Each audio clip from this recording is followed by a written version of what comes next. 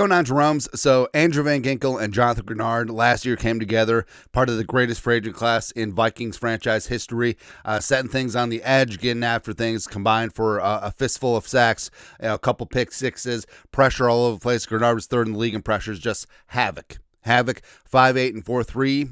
It's a place to be, man. And repping the Florida Gators, alma mater of Jonathan Greenard.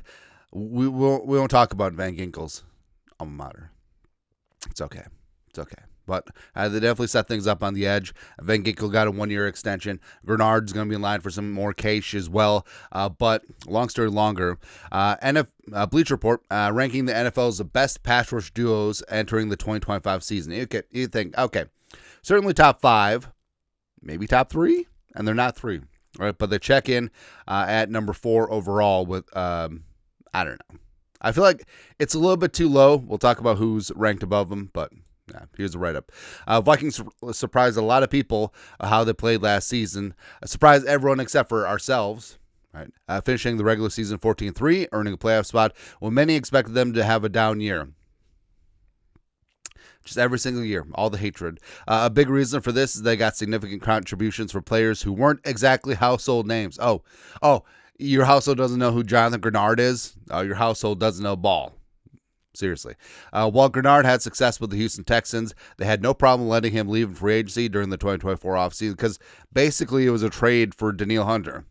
That's what it was. And by the way, the Vikings had Greenard and AVG for the cost of Danielle Hunter last year. No big deal. It's Brett Rippon's birthday. Don't cut him. Actually, maybe cut him. Meanwhile, Van Ginkel was cast away by the Miami Dolphins. He wasn't cast away. Dolphins fans wanted him back. He was just injured, and then the Vikings got him for a song, a 2-year, $20 million deal, and never been named a Pro Bowl nor earned All-Pro before last season. However, Minnesota took a chance on both players during free agency and became the only team to have 2 players finish in the top 8 in sacks, which seems pretty good. Yeah. Greenard was half a sack short of tying career high, Lance Armstrong short, getting to the quarterback 12 times, while Andrew Van Ginkel recorded his first double-digit sack campaign and nearly doubled his previous personal best of 6 with 11.5. So combining for 23 and a half sacks. I feel like that's pretty good. On top of that, the former Texan finished third among edge rushers with 8 total pressures, and the former Dolphins 26th with 49, according to Pro Football Focus. Part of it, too, is that Andrew Van Ginkel was in coverage quite a bit, so they dropped him off almost like an off-ball linebacker, hence the 2 pick sixes. Pretty good. A part of which makes the free agent signings contribution so impressive is that the Vikings don't have a plethora of other quality pass rushers on the rooster. Oh, Riri. Please. Give it time. These 3, 30 sacks this year. Give it time. Yeah. When Patrick Jones, second now with the Panthers, had 7 sacks last year, he wasn't a consistent winner with just 24 pressures per PFF, and the next 2 sack leaders were off-ball linebackers Blake Cashman outside. How about that? 4.5. Pace had like 3, as Minnesota's defense is reliant on Greenard and Van Ginkel to get pressure. I don't think that's really the case. And yes, PJ2 snaps will be up for grabs, and Diamond Dallas Turner is going to grab them. Plus, you add in Jonathan Allen, and you add in Javon Hargrave this year. I feel like there's going to be heat all over the place. Plus, most of these duos are reliant on them. Their teams are reliant on them. I mean, they're standouts for a reason, right? So, I don't know. That dog ain't going to hunt on that point there. Number 3, TJ Watt, Cameron Hayward, 2 future Hall of Famers. Yeah, I can't really have issue with that. And then the 2, the Texans, Danielle and Will Anderson. Formerly, this duo was Will Anderson and Jonathan Greenard for a season, but I'll always love Danielle. But frankly, I think the Vikings came out slightly ahead in that transaction, although both teams won. There you go.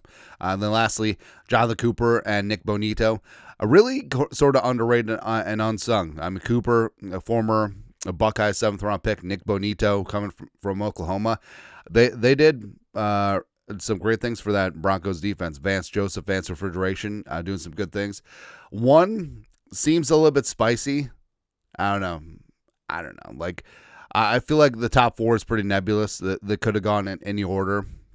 Frankly, I like AVG and Greenard over Danielle and Will Anderson. No disrespect. Hayward's technically more of an interior, but, you know. We're just sort of splitting hairs here, but basically what it comes down to, the Vikings have a hellacious duo on the edge. Add in some Diamond Dallas Turner in year 2, and the Vikings are going to be good to go this year. It's going to be fantastic. But your thoughts are thoughts. Bleacher Report ranks Andrew Van Ginkel and Jonathan Greenard as the number 4 edge rushing duo in the National Football League. It's too low. Of course, it's too low. Let us know. Comment section. You guys are the best to do. Skull production value.